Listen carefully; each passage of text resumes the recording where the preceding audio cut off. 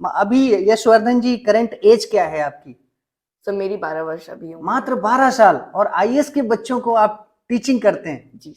तो कैसे पॉसिबल है? आपको डर नहीं लगता सामने आपके आईएएस के बच्चे एज में आपसे बड़े होते हैं, तो वहाँ पे आपका कॉन्फिडेंस कैसे आता है?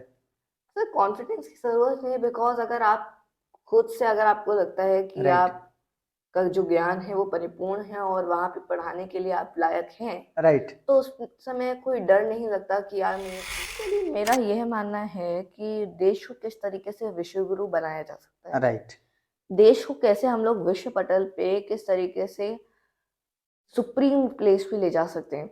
ठीक है। इंटरनेशनल रिलेशंस में भी, जियोपॉलिटिक्स में भी हम मुझे दोस्तों आज हमारे साथ में यशवर्धन सिंह जी हैं। आज हम कानपुर उत्तर प्रदेश में हैं दोस्तों, और यशवर्धन सिंह जी के बारे में बताने की आपको कोई भी जरूरत नहीं है, किसी भी परिचय के मोहताज नहीं है दोस्तों।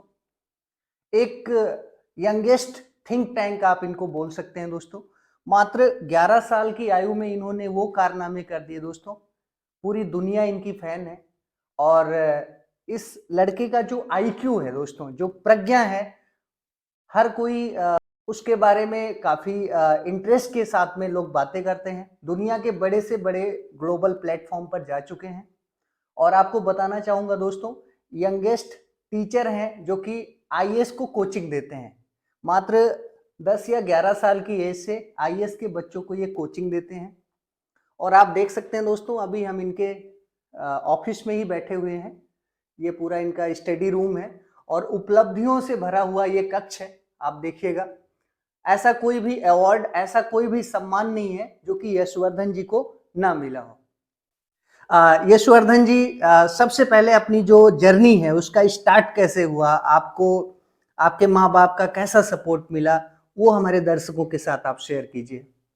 बेसिकली 29 जो 2017 था, 2017 जो ईयर था, जी, उसमें मेरी mother Uttar Pradesh public service commission UP PCS की तैयारी कर रही थी। ठीक है, और उसी टाइम क्वेश्चनिंग से शुरू हुआ कि मम्मा आप क्या पढ़ रही हो, कैसे पढ़ रही हो, क्या चीज़ होती है, हिस्ट्री क्या होती है, पॉलिटी क्या होती है।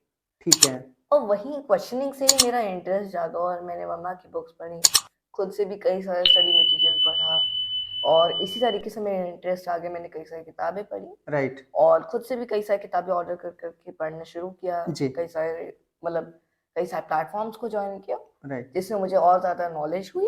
राइट, और इसी तरीके से जब मैं धीरे-धीरे आके जब कोविड-19 वाला पीरियड आया, जी, तो उस टाइम पे मुझे लगा कि मेरी तो खैर एजुकेशन चल रही थी क्योंकि मैं शहर का एक बच्चा था। जी, बट देश में भी ऐसे कई सारे क्षेत्र थे जहाँ पे कोविड के समय में भी जी, कई बार शिक्षा नहीं पहुँच पाई। राइट, कारण उसका ये था क्योंकि कई लोगों के पास मोबाइल फ़ोन और ज़्यादा इंटरनेट सुविधाएँ नहीं होती हैं। राइट, और इसी से प्रेरणा लेते हुए और इसी को अपना मतलब आइडल मानते हुए कि मुझे कुछ ना कुछ तो करना है ऐसे लोगों के लिए। जी, इसी वजह से मैंने स्कूल्स में, कॉलेजेस में, गाँव में, कई सारे शहरों में जाके जी, अपने लेक्चर्स देने शुरू किए। जी, कई से कॉलेज में, इंटर कॉलेजेस में, स्कूल्स में जाके मैंने अपने लेक्चर्स देना शुरू किया। राइट। और 2022 आते-आते मैं NDA, civil services, CDS, UPPCS के लिए भी राइट, पढ़ाने लगा। तो देख सकते हैं दोस्तों, मैं स्वयं हैरान हूँ इनकी जो इंस्पायरिंग जर्नी है वो जान करके। अभी यशवर्धन जी करंट एज क्या है आपकी? सो मेरी 12 वर्ष अभी उम्र मात्र है। 12 साल और आईएएस के बच्चों को आप टीचिंग करते हैं? जी। तो कैसे पॉसिबल है? आपको डर नहीं लगता सामने आपके आईएएस के बच्चे एज में आपसे बड़े होते हैं, तो वहाँ पे आपका कॉन्फिडेंस कैसे आता है? सर कॉन्फिडेंस की ज़रूरत नहीं है, बिकॉज़ अगर आप खुद से अगर आपको लगता है कि राइट, आपका जो ज्ञान है वो परिपूर्ण है और वहाँ पे पढ़ाने के लिए आप लायक हैं, राइट, तो उस समय कोई डर नहीं लगता कि यार मेरे से कोई गलती ना हो जाए, मेरे मुँह से कुछ राइट, निकल ना जाए गलत चीज़। राइट, तो अगर कॉन्फिडेंस अपने मन में है कि मुझे सारा जी, पता है और मुझे कुछ ज़्यादा कहने की ज़रूरत नहीं है कि मुझे ये चीज़ नहीं पता है, तो राइट, ऑटोमैटिकली लगता है कि मुझे ज़्यादा इसमें प्रॉब्लम नहीं है। बिल्कुल, बिल्कुल। तो आपसे मैं जानना चाहूँगा कौन-कौन से सब्जेक्ट की जो है टीचिंग कर रहे हैं आप? तो मैं हिस्ट्री, ठीक है, पॉलिटी जो राज्य व्यवस्था है, संविधान जो ठीक आता है बात है, और इंटरनेशनल रिलेशंस, अंतर्राष्ट्रीय संबंध और ठीक है, ज्योग्राफी मेरे मेन ऑलराइट, ठीक है, मतलब आप पॉलिटी के बेसिकली जी टीचर, सर। ऑलराइट। अच्छा, आगे बढ़ते हैं यशवर्धन जी, आपको अलग-अलग प्लेटफ़ॉर्म पे और अलग अलग संस्थाओं के द्वारा जो है उत्तर प्रदेश के लोकप्रिय मुख्यमंत्री योगी आदित्यनाथ जी ने, देश के प्रधानमंत्री श्री नरेंद्र मोदी जी ने, और भी मैं नाम लेना शुरू करूं दोस्तों तो शायद वीडियो बहुत ज़्यादा लंबा हो जाएगा। तो जब आपको ऐसे प्लेटफॉर्म पर बुलाया जाता है, आपके मम्मी पापा को बुलाया जाता है, तो कैसा फील होता है? ऑब्वियसली सर अच्छा लगता है, बिकॉज़ अगर हमारे देश में, हमारे राष्ट्र में राइट। अगर शिक्षा में काम कर रहे आदमी का अगर सम्मान होता है और उसको आगे प्रमोट किया जाता है, तो ऑब्वियस सी बात है कि देश कहीं न कहीं राइट ट्रैक पे तो है ही। ठीक है। अच्छा यशवर्धन जी, आगे का आपका विज़न क्या है? आपके फ्यूचरिस्टिक प्रोग्राम्स क्या हैं? बेसिकली मेरा यह मानना है कि देश को किस तरीके से विश्व गुरु बनाया जा सकता है। राइट।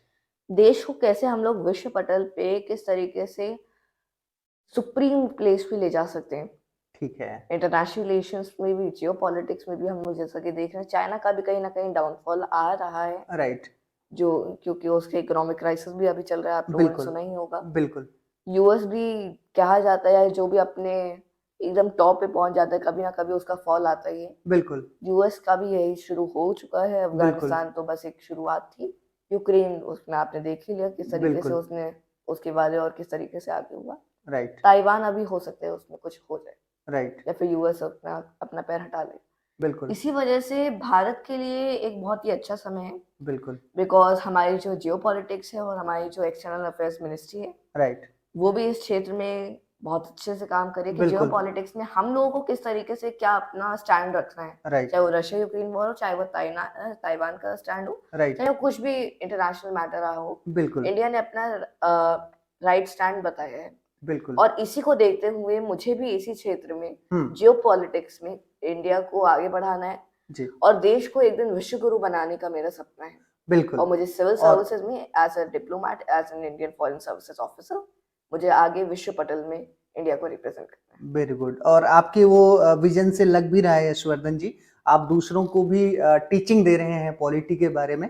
और दोस्तों इतनी यंग एज के टीचर तो कितना इंस्पायरिंग होता होगा, क्या फीडबैक देते हैं जो आपसे बच्चे पढ़ाई कर रहे हैं?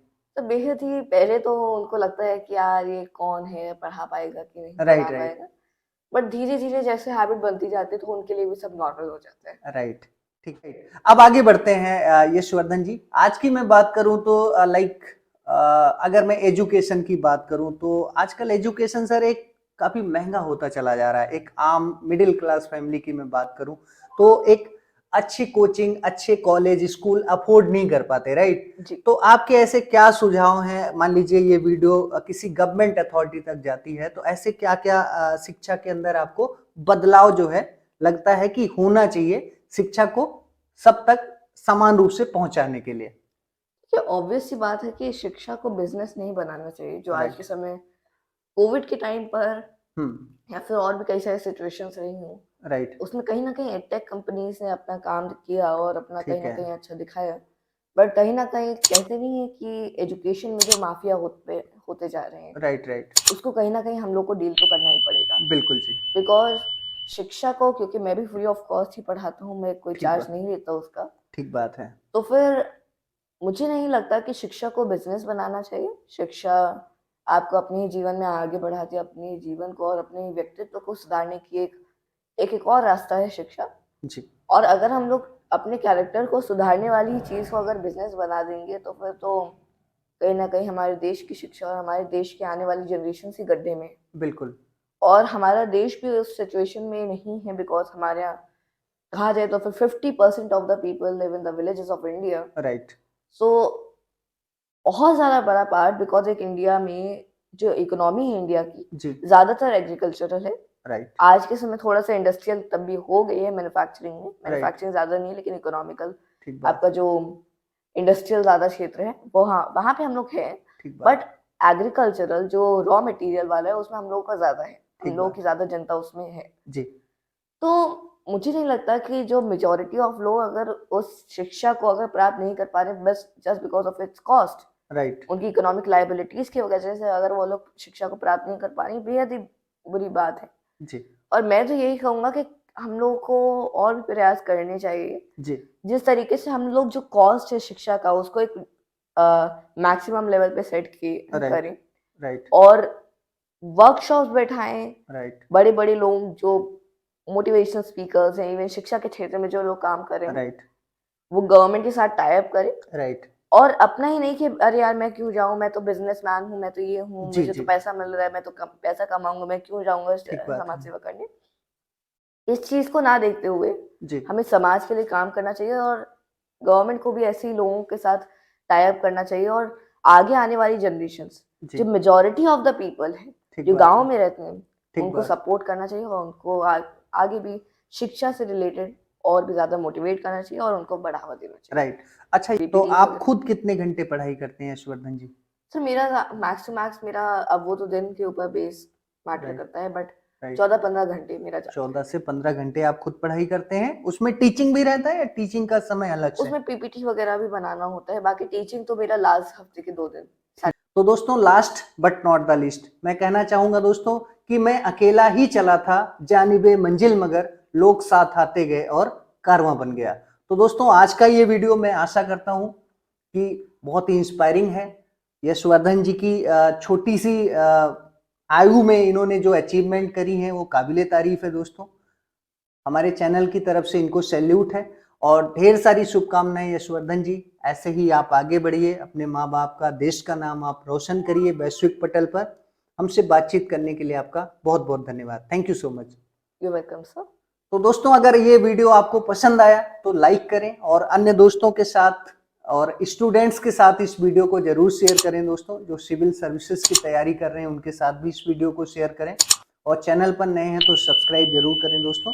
अब हमको इजाजत दीजिए दोस्तों, बहुत जल्द मिलेंगे एक नई वीडियो में नई स्टोरी के साथ। तब तक के लिए नमस्कार, जय हिंद, अपना ख्याल रखिएगा। Thank you.